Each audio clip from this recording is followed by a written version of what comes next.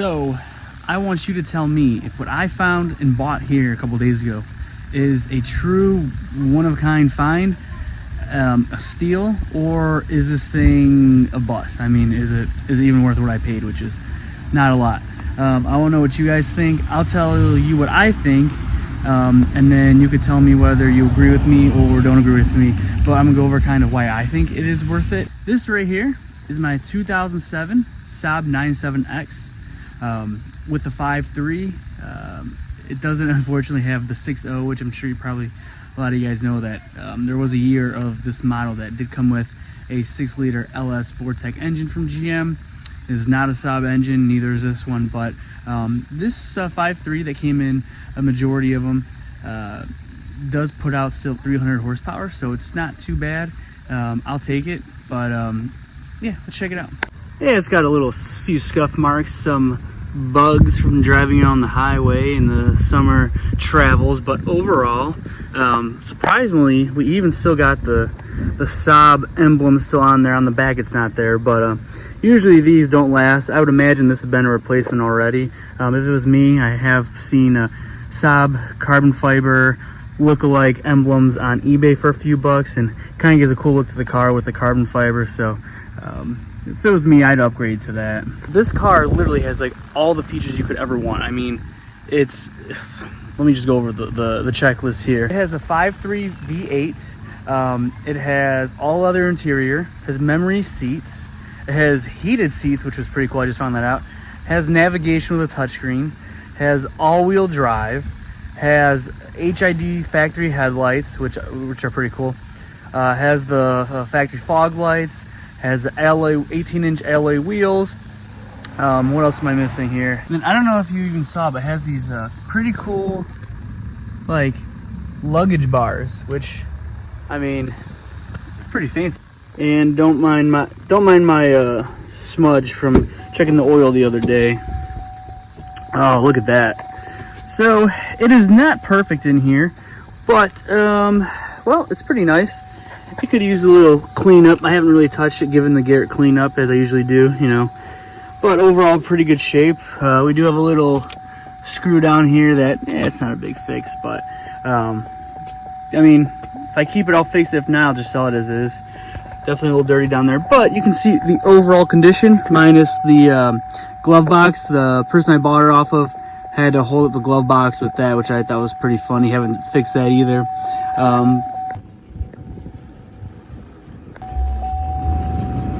Look at that, Saab and sound by Bose. So it does have a Bose sound system, which I thought was weird, even though it does not say down here. Usually it has right along here, it'll say Bose, so I didn't know that until I looked at the screen there. But we also have a dual climate temp, some nice expensive, I mean, cheap wood grain, but I don't really care. I think it'd be cool if you were to make a carbon fiber inlay instead of this wood, make it a little more sporty. I think that'd be a pretty cool idea. Got the digital compass up top, along with your OnStar, and as well as your gas, which, well, as you can see, this is the main reason why I'm not sure I do want to keep this vehicle, even if it was in great running condition, and it's not. Has navigation, but of course you need a updated disc to get that going, which I do not have, so that'd probably be a dealer product that I would need. So I'm not sure, maybe I could find one on eBay. I haven't upgraded a factory navigation before, but it's still pretty cool. I mean, usually when I see navigation, it means it's kind of fully loaded. And we do have the cool Saab key down here.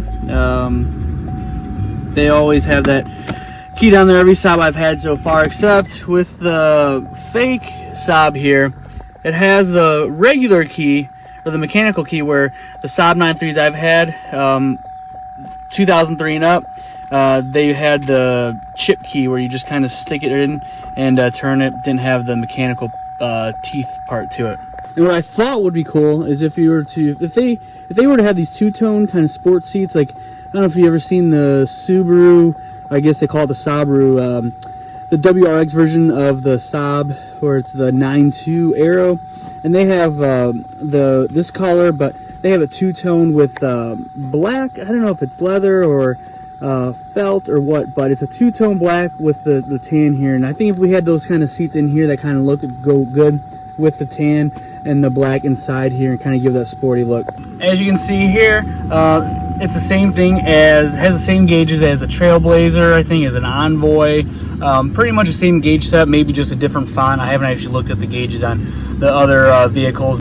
And don't forget, we do have the chrome door handles, which definitely gives it a luxurious feel, maybe once it's cleaned up and all the dust is out. But yeah, I mean, they really went above and beyond on this one. Oh, and I forgot, we got memory seat option here too, so you can kind of set to your preferences, click that, and it'll move right to where you had set that preference at, which is pretty cool. And you'll feel the seat moving in when you do get into the car at first, and you turn the car on. Kind of reminds you like I think Mercedes-Benz do it, or maybe all the new luxury cars do it, but it definitely gives it a feel of a more expensive car than it was. I do like that stitching right along here. Kind of gives it a sportier look, you know. That's the kind of stuff I like. I like to see that, but just not a fan of this fake wood trim. We could get rid of that. All carbon fiber inlays in here, I think. That'd be the move. Back here, it's a little dirty. I do have a little rip right there, probably from just moving stuff in and out. But the rest of it is pretty good if I just got a deep cleaning. Do have a little section back here where you can I guess listen to the radio, have your volume controls. Yeah, I never actually use that. You can control the heat back here. Wow, is that? I'm not sure exactly what that is. I'll have to figure that out. I don't think it's power seats in the back. I doubt it, but I don't know. Wow. And then, I don't think anybody's used this in a while, but we do have cup holders in the back. I mean, this thing, guys, is fully loaded. I mean, it is pretty crazy. It's like I keep looking at this car and I keep finding more stuff. But yeah, you can sit back here to listen to your music, adjust your volume for each person, and then as well as each person have a cold beverage. And here is a bonus. Look at that. Usually these are always busted. I mean, if you go on eBay, these are like $100 or $200 just because it's hard to find one that actually works. So pretty cool that even works. So this thing was definitely very well taken care of.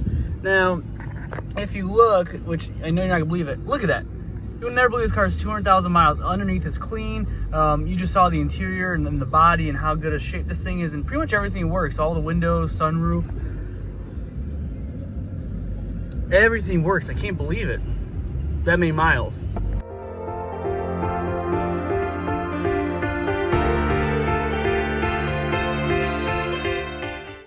Here we have the towing package factory, as well as a rear windshield wiper, which does function.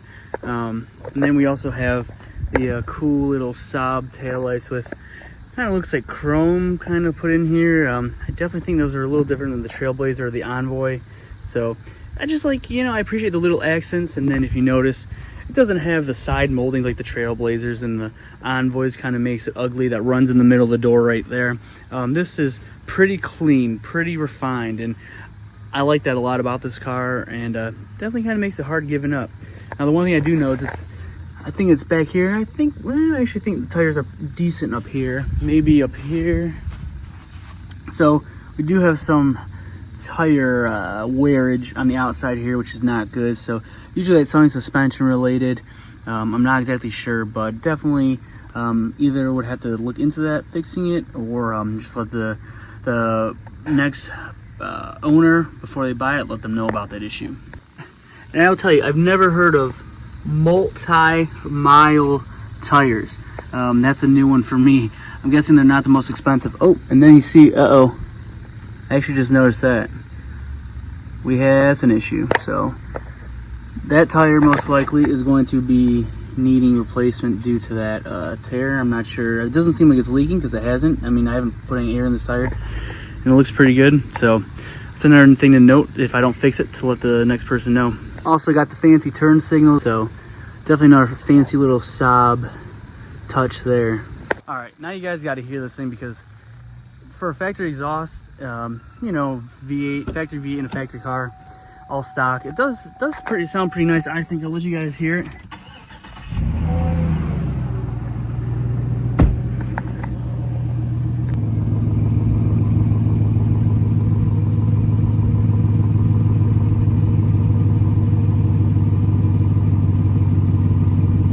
I also think if you were to take this section out right here, have a diffuser of sorts kind of created and made out of something and stuck in there and painted black, I think it'd be a cool touch to this too as well. As well as you build a dual exhaust insert into there, put another exhaust pipe on here and make a dual exhaust. I really think to make the car cooler. But yeah, listen to that. It sounds pretty good for all stock and just being a Chevy Trailblazer. Alright, so let's check under the hood. So you guys can see it's 5.3. Now there is something missing. I'll show you that if I do keep it, I would definitely have to replace, just because go with the whole Saab badging and branding of this car and all the to match with all the other little accents. I definitely want to, you know, keep it right, you know, keep it accurate. So here is that 5.3 LS Vortec V8 engine, which I'm sure a lot of you are familiar with. Everything is all completely stock. No air boxes, no you know, exhaust manifolds or headers on this. I mean, everything is pretty straightforward. No systems hooked up, all stock wiring. So I do like that. That's all stock. Nothing's really been tampered or messed with, any sensors or things like that. But as you see, there's the Vortec. It comes in a lot of GM products, a lot of trucks, I think vans, SUVs. It's a pretty vast platform of applications for them that of cars that they go into. So not anything crazy to work on. It's not like working on a Saab engine. You know, you're working on an American GM engine that comes with a lot of trucks, so parts are readily available, and most mechanics are capable to work on them, and you know, for reasonably low cost compared to other luxury brand vehicles with that kind of engine in it. Now there is one little dent here. That's actually the only dent I believe on the whole car, so not too bad. I'm pretty impressed with that. For 200,000 miles and being, you know, 15-year-old car, I don't know how she did it. The previous owner kept it in such a good shape, but really did take care of this thing. And I do also want to note the classic Saab grill. Kind of looks just like the Saab 9.3 grill I had. You know, with the middle vent, which is the biggest one. Then it has a little trim piece to the middle, chrome around, and then the two side vents. It's kind of just classic of the newer age Saabs. What is pretty cool is that it has the key fob right into the actual key itself, so I don't have to worry about losing the key fob on a keychain or anything like that. You know, it's all in one unit.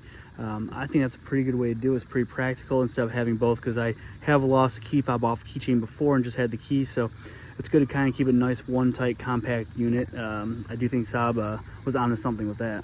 And here's the part that's not so good. So if you take this out, it instantly falls down. The little mechanism is busted, but I imagine it can't be a hard or an expensive fix.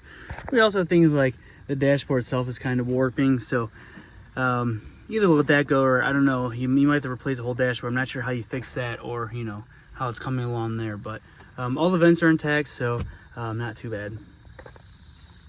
You also have two 12-volt outlets up here, so you could be charging your phone as well as you know, whoever you're with, so that's pretty convenient as well. For those who don't know, this Saab 9.7X has the same platform as a Trailblazer, and if you have the V8 in it, that'd be the Trailblazer SS, but that has a 6-liter, which this only came with a 6-liter in 2009 as a rare option from GM Performance Division. This doesn't have the 6, it's the 5, but the 6 does have 390 horsepower. So if I were to get rid of this, I definitely, I didn't care about gas mileage and gas came down, I definitely think I'd hold out and look for that rare 2009 Aero model with that 390 horsepower LS V8 6-liter in there. But 12 miles to the gallon city, 16 highway, it's not very impressive gas mileage wise, which definitely, you know, kind of plays into the decision of whether I keep it or not. So it makes it a little more difficult knowing, especially what gas prices are now. You know, I don't want to spend a fortune on gas. But besides that, to get all of this car for what I paid, and what I paid was only $800. I mean, go online, you can't find a rusted out piece of crap today for $800, you know. So I think I definitely scored. It does need also a rear main seal, which I forgot to tell you guys, and it needs there's a little bit of brake work. My mechanic estimated to around $2,000, but if I paid $800, had a free tow, $2,000 all in, still at $2,800, and I get all of this. I just feel like today you can't beat it, you know. And I think I get 300,000 miles out of it in the way it is. So I got to decide whether I want to keep it or whether I want to fix it. And I guess just kind of go from there, you know. Really think about the cons and pros of it all, and then really make a decision. So, but I just want to show you guys how cool this thing is, and maybe a lot of you didn't know that either Saab made a Trailblazer or made a car off the same platform, or maybe you just didn't know that it came in a V8, or maybe you didn't know that the 2009 Aero came with a 6-liter with almost 400 horsepower, just like the same thing as a Trailblazer SS, which is a lot cheaper than if you're buying a Trailblazer SS. So if that's what you're looking for, is the SS of the 6-liter, definitely look for one of these 2009 Aeros, and if you can find it, it's going to be probably half the price. Just might be a little bit harder to find, but thanks for watching, and I hope you guys have the same appreciation for this car as I do, and all Saabs.